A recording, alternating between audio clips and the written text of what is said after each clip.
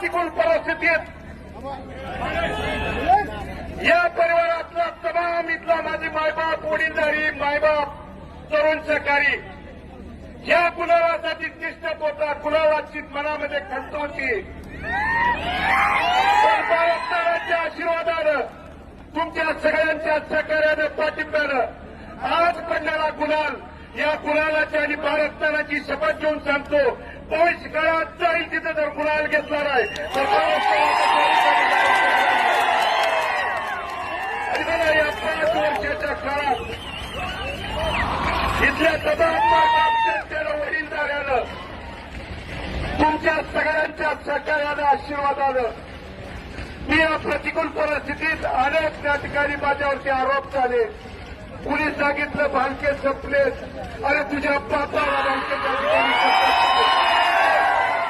म्हणून मी इथल्या पंढरपूर शहर आणि तालुक्यातल्या आणि मंगळवेढा तालुक्यातल्या देखील पंढरपूरमधली निवडणूक झाली बसवलं.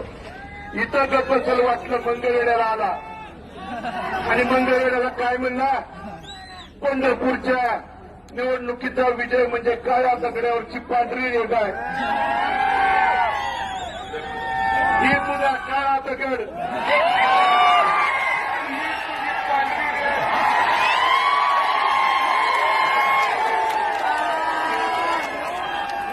पंढरपूरचा गुलाल नाही तर मंगळवेढचा देखील गुलालच्या ठिकाणी घेऊन आलो.